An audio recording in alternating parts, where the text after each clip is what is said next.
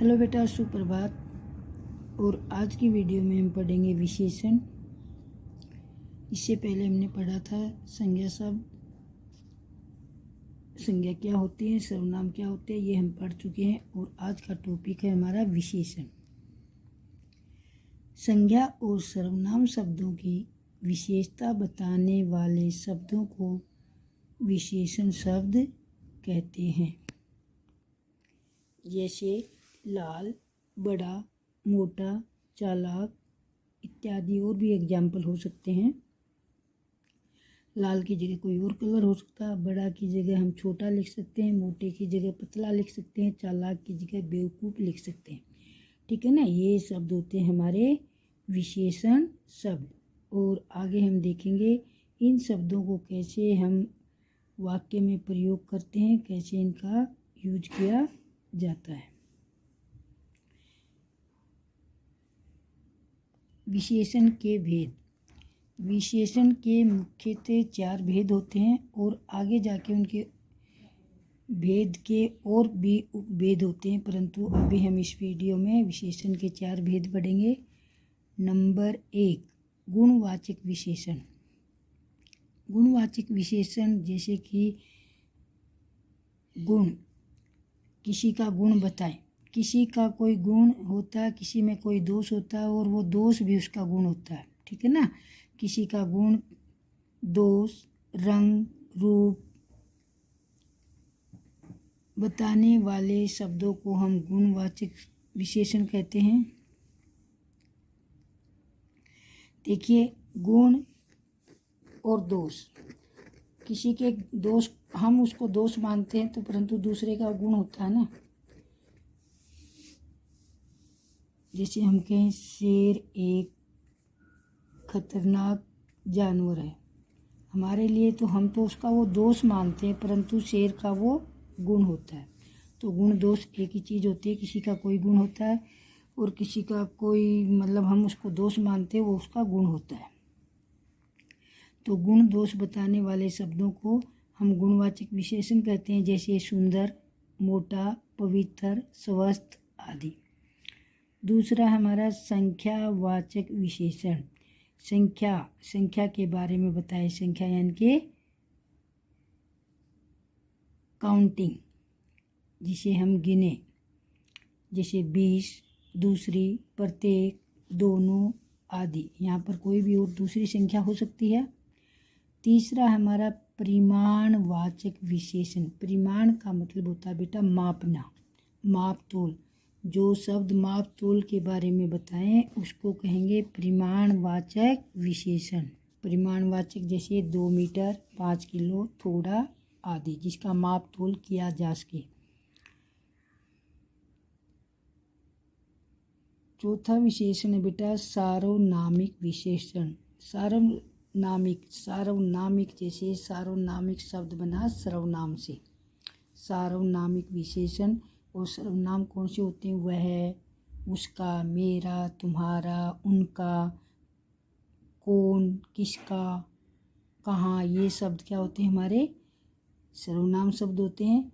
और इनका विशेषण में भी प्रयोग किया जाता है। और जब इनका विशेषण में प्रयोग किया जाता है तो उन्हें कहते हैं सार्वनामिक विशेषण।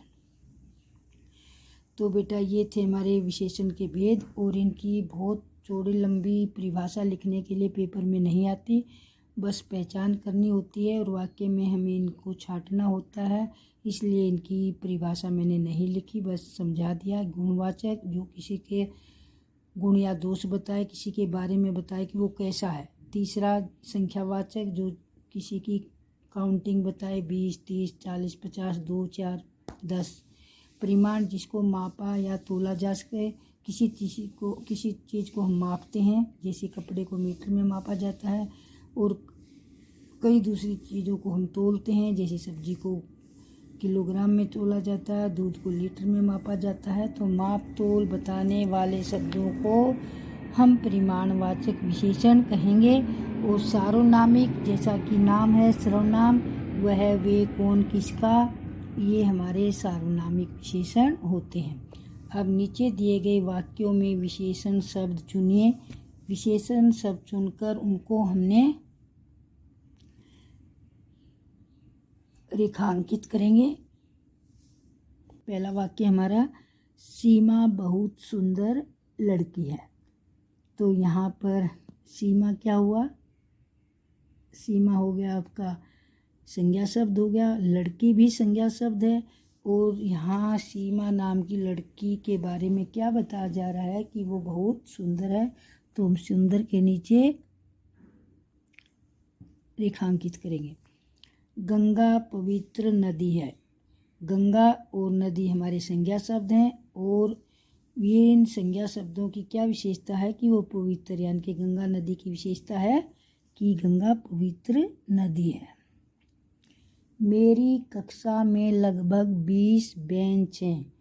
तो यहाँ पर संख्या बताई जा रही है और ये हो गया हमारा संख्यावाचक विशेषण, यानी कि 20 को रेखांकित करेंगे। दोनों भाई स्वस्थ हैं। यहाँ पर बेटा दो विशेषण हैं।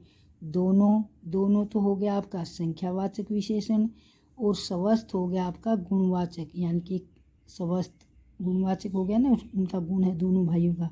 तो दोनों ये हमारा संख्यावाचक विशेषण और ये हमारा गुणवाचक विशेषण। एक वाक्य में एक से ज़्यादा विशेषण भी हो सकते हैं। उसने 2 मीटर कपड़ा और कुछ फल खरीदे।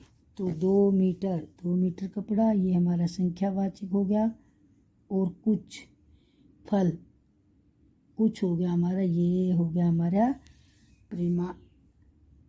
परिमाणवाचक विशेषण। वहाँ वे खेल रहे हैं और कौन बोल रहा है। तो वे और कौन ये हमारे सार्वनामिक विशेषण हो गया। मेरे पास लाल रंग की पोशाक है। तो देखो मेरे हो गया आपका विशेष सर्वनाम, और सर्वनाम और संज्ञा की विशेषता बताने वाले शब्द विशेषण होते हैं ना। तो मेरे तो हो गया सर्वनाम और लाल रंग की पोशाक, आपकी पोशाक की विशेषता बताई जा रही है कि कैसा रंग है, लाल।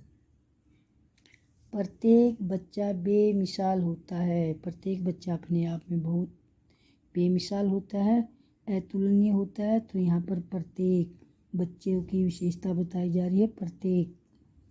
सुरेश, ये कुछ नहीं है। सुरेश एक ईमानदार लड़का है। सुरेश की विशेषता क्या है कि वो ईमानदार है। भारत एक बड़ा देश है। भारत देश की विशेषता है बड़ा। तो ये था बेटा आपका सर्वनाम और सर्वनाम के भेद।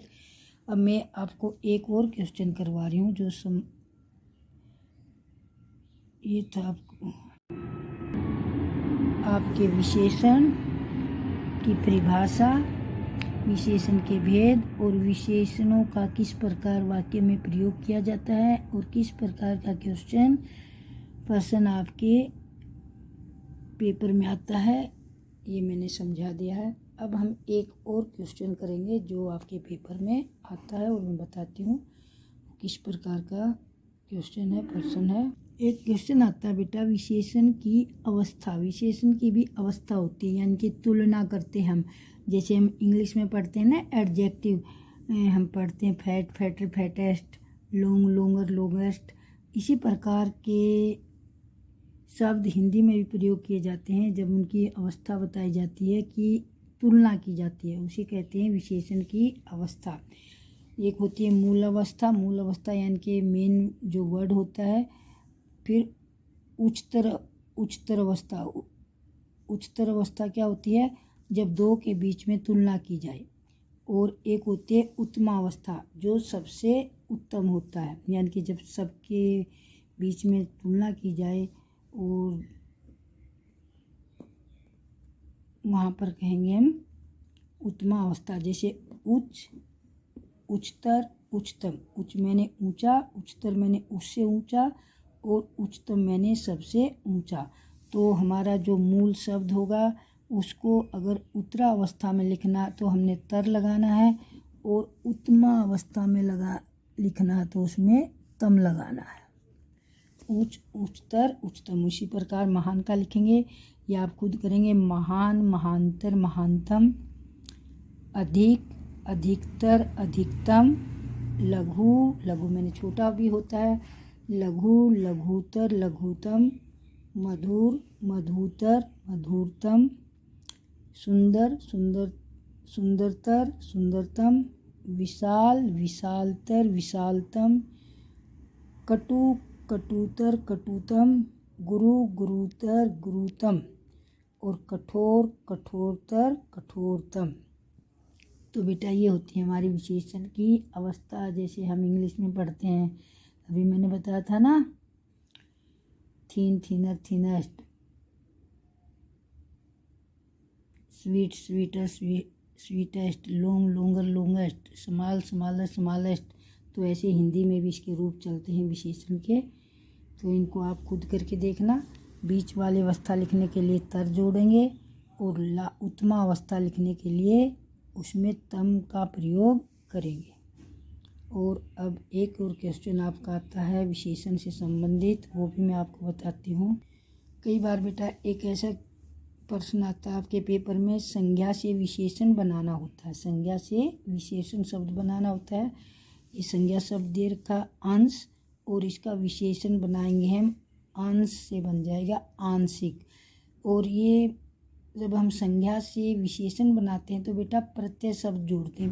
पीछे प्रत्यय पढ़े हैं ना, इत, अक, एक, आलू, इस तरह के शब्द जोड़कर हम प्रत्यय शब्द जोड़कर संज्ञा से विशेषण शब्द बनाए जाते हैं। और कुछ उदाहरण मैंने यहाँ पर लिखे हैं, जैसे अंश, अंश से बन जाएगा आंशिक। धर्म, धर्म से बन जाएगा धार्मिक।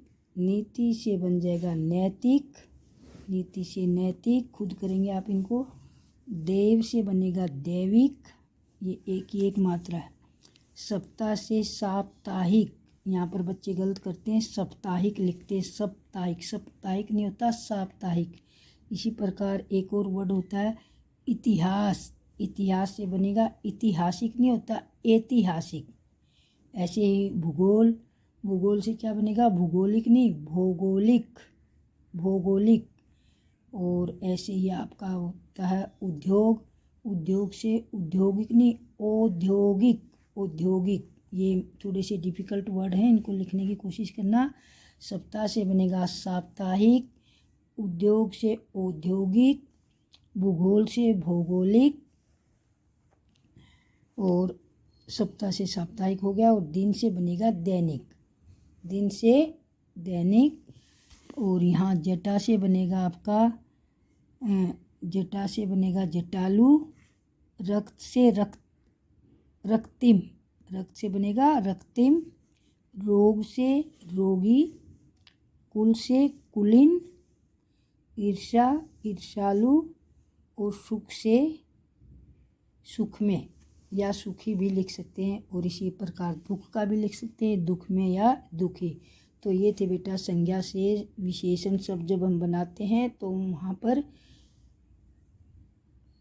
इत, अक, आलू इत्यादि प्रत्यय जोड़कर संज्ञा से विशेषण शब्द बनाए जाते हैं। तो ये शब्द आपके संस्कृत भाषा में भी प्रयोग किए जाते हैं और अभी के लिए हिंदी में मैंने आपको समझाए हैं। तो बेटा ये था आपका पूरा विशेषण का टॉपिक, और आशा करती हूँ कि आपको ये टॉपिक समझ आ गया होगा, और इसको ध्यान से पढ़ेंगे तो और अच्छी तरह आपको समझ आ जाएगा। वीडियो देखने के लिए धन्यवाद। और अगर आपको वीडियो अच्छी लगती है तो लाइक करना, शेयर करना, कमेंट करना और चैनल को सब्सक्राइब करना।